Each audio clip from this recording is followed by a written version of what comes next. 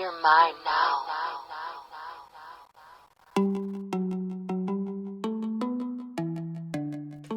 His breathing was rapid, as was his heartbeat. He stared at the door to his room at the center in the dark. Everything was quiet, but in his head, he was shouting. Don't close. Don't close, don't close, don't close! His heart beat harder, his breathing out of control. Sweat trickled from his forehead. He turned to stare at the ceiling.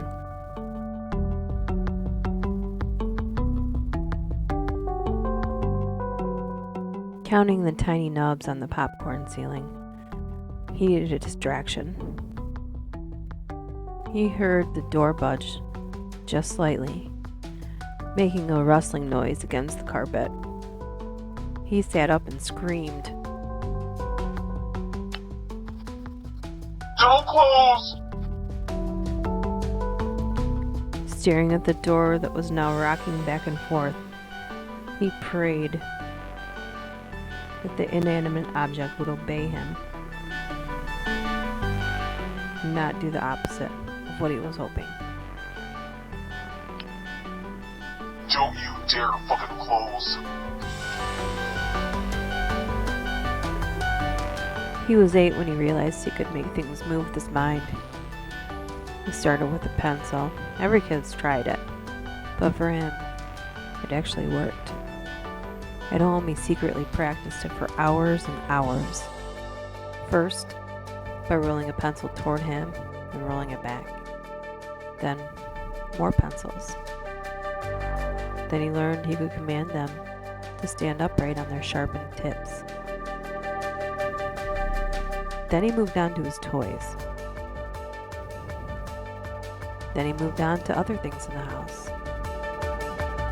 It was only when his mother came home early from work one day that she discovered anything that was going on with her son. At first he was hesitant, but once he knew his mother was open to his talents, he showed her what he could do. Making a door open, closing a window, turning on the TV, and that was at 8. At 10, his talents had grown to the point of his mother thinking he needed a disguise for his talents. So she invested in magic books and tricks as sort of a cover, even getting him to do the entire magic top hat tricks for his friends and neighbors, put on little magic shows, which allowed him to practice his abilities in front of everyone. And if anyone questioned it, he could just say, it was magic. By 12, he had developed something he and his mother deemed telekinetic displacement. They don't even know if that was the right term, but they defined it, meaning he could just move not just objects.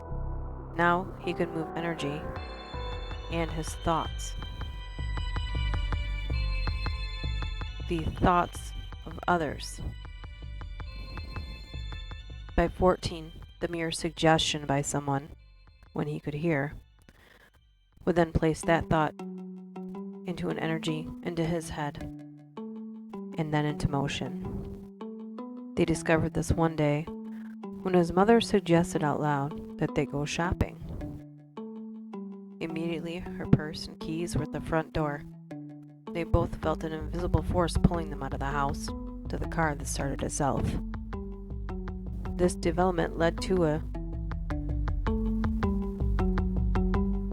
disastrous trip to the store, as every person they passed by talked about their day, things they wanted to happen, good and bad.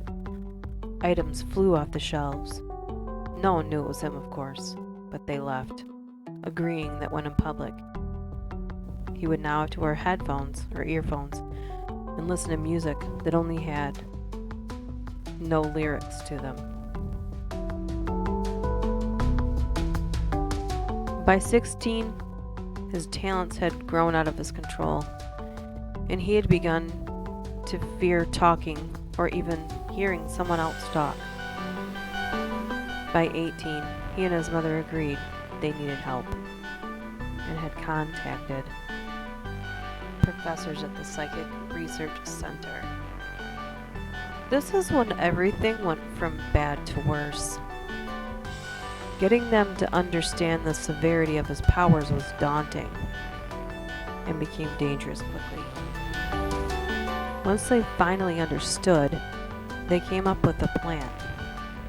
If he could somehow channel his thoughts while they monitored his brainwave activity, maybe they could harness it and store it in spouts, leaving him small windows of time to live a somewhat peaceful and normal life. At first it worked.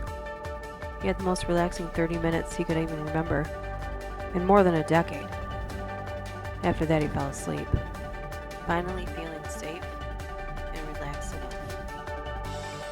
Now with sleep, however, he had no conscious control over his thought process, and now his dreams turned into nightmares, which turned into monsters that came to life at the center, taking his life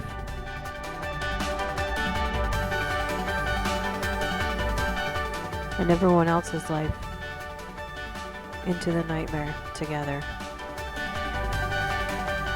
Everyone at the center was gone, and he sat there in the dark, reliving everything he saw as he walked from room to room in the center, seeing the chaos and wreckage from his own mind.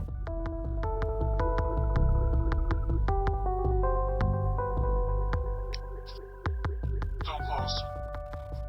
Don't close, don't close, don't close!